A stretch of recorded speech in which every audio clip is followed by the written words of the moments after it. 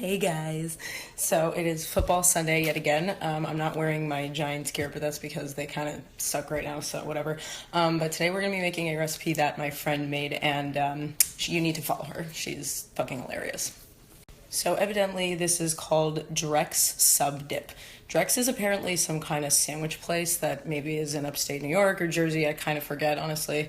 I didn't do my research, but it's like an Italian sandwich in a bowl. So basically what we're doing is taking a lot of cold cuts and slicing them up with some cheese and lettuce and tomato and making like a dressing that mixes together with it, and then like dipping bread into it. I think I'm going to change it up just a little. See, so what I decided to do, since I'm a food blogger and this is kind of what I do, also, sorry, there's a lot of side boob happening right now, but I have a giant bread from Balthazar actually, because I'm so fancy. I'm going to hollow it out, I think, and put it in there. So I'm just dicing some red onion here, and it reminded me of a funny story when I was working with Jeremy from Brunch Boys. Hi, Jer. And he was like, "You're really good at talking to the camera and cooking at the same time." And I was just like, yeah, because I talk to myself all the time. So I have the, hi. So I have the tomato diced in there too with the onion, and now we need a few pepperoncinis. And these are like really small, though. It's weird. They look like they could be earrings. Either way, gotta chop these and add that in there. And so the next step is shredding or chopping the iceberg lettuce to add to it. You need like almost the whole thing apparently, but I don't really feel like breaking out my mandolin to do that. This is not an instrument, by the way. It like slices shit. I'm just gonna chop it. Okay, so I've chopped up all my cold cuts. I'm not sure if you can see here, but I have turkey, I have roast beef, I have Black Forest ham and salami. I kind of used a lot of ham and salami because I feel like those will give the most flavor, So the last part is the cheese. Loves me some cheese.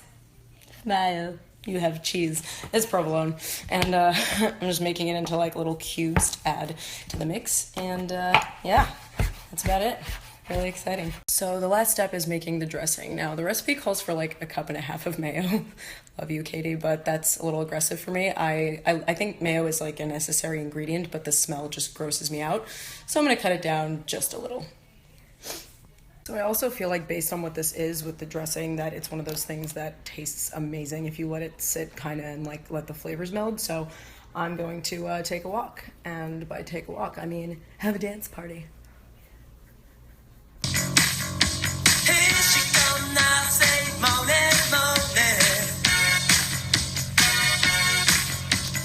I hope you all enjoyed that as much as I did. So now what I've done is I took my baguette bread that I was previously using as a microphone and cut off the top, and I'm going to hollow out like the inside, if you can see that.